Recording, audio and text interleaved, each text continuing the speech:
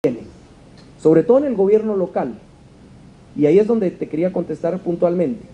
Uno muchas veces de sus candidatos locales le es materialmente muy difícil poder saber quién le está pagando una valla, quién le está haciendo un jingle, quién le está haciendo eso, porque en el interior efectivamente abunda que el dueño de la ferretería, que el dueño, el que da empleo en la fábrica, en la finca de melón de aquí, que el que da el ganado de no sé dónde, tú sabes muchas veces que son actores que están del otro lado de oscuro de la luna. Sobre todo,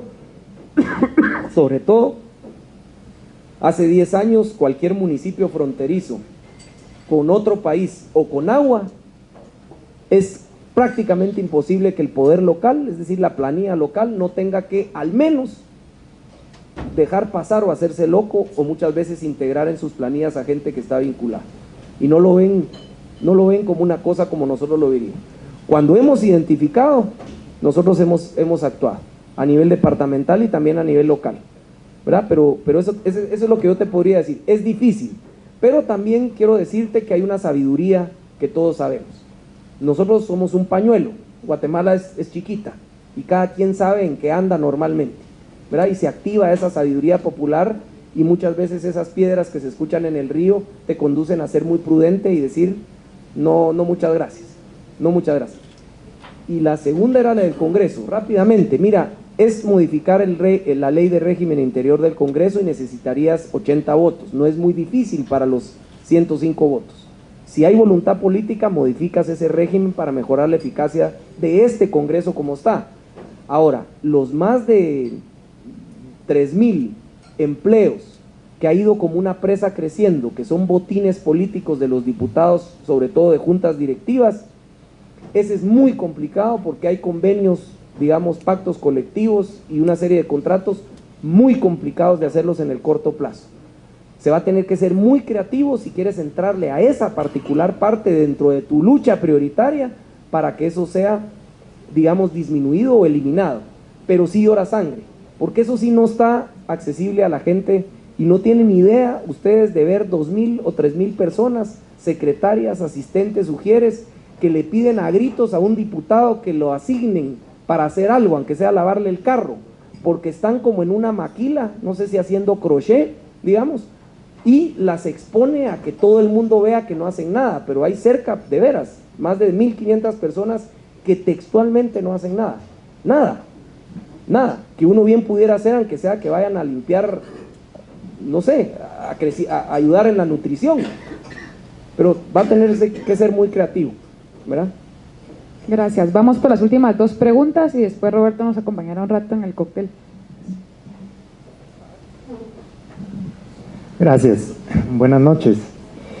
Bueno, el ser humano por naturaleza es imperfecto. Usted basa su campaña en valores como la ética, como la moral.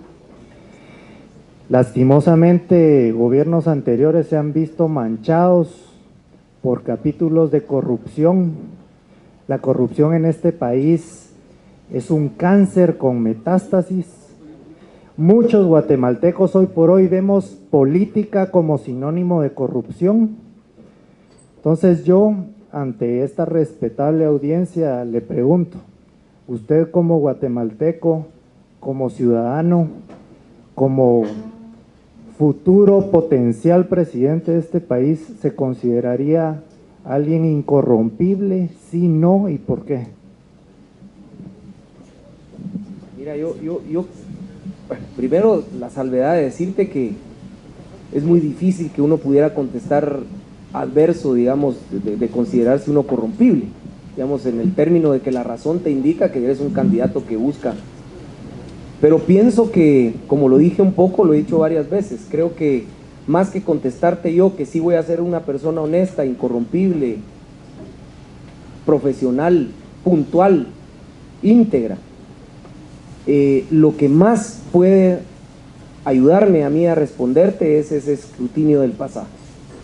Es que te enteres cómo vivo, cómo viven mis hermanos, cómo viven mis padres, qué amistades tengo, quién da la cara por mí, qué he hecho, qué he deshecho, qué he logrado asertivo, qué he logrado romper platos, ahí encuentras los valores. Es lo único que tienes para pronosticar, de gnosis conocimiento antes, es lo único que tienes. Porque toda palabra va a ser usada a mi favor. Y toda palabra del futuro es una promesa que hoy en día no convence a nadie. Entonces yo, con toda sinceridad, a esa respuesta, además de que es embarazoso uno echarse baños de pureza, porque si bien empiezas tu pregunta diciendo que baso en valores, no voy a decir jactanciosamente qué es lo que soy. Propondré cosas importantes para que sientan que hay un líder que quiere hacer cosas diferentes. ¿En base a qué? Al recorrido de mi vida. En latín, curriculum vitae, recorrido de la vida. Esa es mi única esperanza, que ahí esté esa misma respuesta que te vas a dar tú, no por lo que hable hoy, sino por lo que sí. Es lo único que tengo de esperanza. Y les digo sinceramente, yo le decía a una persona en la mañana, le decía, bueno, si mis hermanos estuvieran unos en la cárcel, con desfalcos, si mis padres fueran esto y lo otro, si yo en mi matrimonio tuviera 5 o 6, ya en mi lista, solo estoy dando temas de moral, porque de lo que estás hablando es de valores fundamentales, ¿ya? Si tú ves ese tipo de comportamiento, ¿qué vas a pronosticar? ¿O vas a ver un buen anuncio viral que te impacte? Si tú vas a ver eso, la demanda sigue condenada, sigue condenada. Entonces yo quiero que hagan una tarea muy grande, porque la oferta no se va a mejorar nunca si quien demanda esa oferta no la pone de prioridad. Entonces eso es lo que yo espero que en estos 4 meses tú percibas, ¿verdad? Que voy a tener errores, por supuesto. Que cuando tú juras como ministro, por ejemplo, ya tienes adversa. Es más, yo recibí la llamada ya de ataque de Magalí Rey Rosa cuando fui ministro de Energía y Minas. Ya recibí. No había hecho nada. No había hecho nada. Pero ya era adverso. Hacer política y tomar decisiones públicas, sobre todo fregadas, es uno estar sujeto a gente que pensó diferente que uno. Siempre. Y esa gente que pensó diferente de uno puede ser ética o no ética. Normalmente es una persona que te genera una calumnia, que te dice que yo soy dueño de los taxis, o que o que soy dueño de hidroeléctricas, o que soy dueño de pozos, o que comercializaba químicos, o que los 7,000 millones del STAN hacen lo que ahora pago de colegiatura de mis hijos. Eso va a suceder. Por eso es que el que llega al sector público tiene que estar muy consciente, primero de tus principios, y de autoimponerte una confianza, digamos, una autoestima importante que no se genere en ego, que te permita seguir tomando decisiones. ¿Me explico? Pero gracias a ti. Buenas noches. Al doctor Suger creo que le faltó un poco de lo matemático que es. Ahorita viene la pregunta porque no me gusta tanta, pero sí creo que ponderadamente él habrá ganado un alto porcentaje del voto pensante y perdió el voto de la cancioncita de Serrano Elías y del plomazo deportivo y demás. Así es que este es nada más un consejo. No perdamos lo del guacalazo, creo yo, para el voto ponderado de esa gente que vota por el guacal. Y luego está el pensante. Ahora, matemáticamente hablando, creería yo que, bueno, aquí habremos 70, 75 gentes que si todos votamos hoy por Canela, pues diferencia no vamos a hacer, más que la diferencia sea 75 votos menos. Entonces aquí tal vez se trata de darnos consejos o de ver por dónde podemos nosotros como directores, que algunos son en empresas, y multiplicar nuestro voto, nuestra participación. Tristemente, creo que es un hecho que va a ser Valdizón contra alguien más. Ese alguien más, esperamos que sea Canela. Entonces la pregunta bien sencilla es, ¿qué nos recomiendan aquí para debilitar a Valdizón y para potenciar a Canela? Te agradezco mucho. Mira, solo un poquito quiero decirte.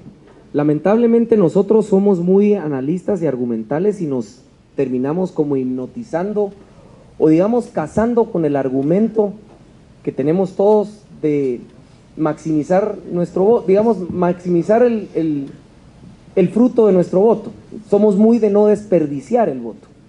Y porque no queremos desperdiciar el voto, somos muy sensibles, por ejemplo, a encuestas. Yo tuve una adversidad inmensa en la elección pasada, donde las encuestas, muchas de ellas manipuladas, ponían a Sinibaldi con el triple de lo que yo tenía. Y se sorprendió mucha gente. Lo que te quiero decir es que, lamentablemente, la gente que sí ha tenido la bendición de ser formada y tiene toda la información, termina en ese paradigma como de quiniela, ¿verdad? Como de quiniela, que uno va por Guatemala, pero si Guatemala juega contra Alemania, uno le apuesta en la quiniela a Alemania, pero uno va por Guate.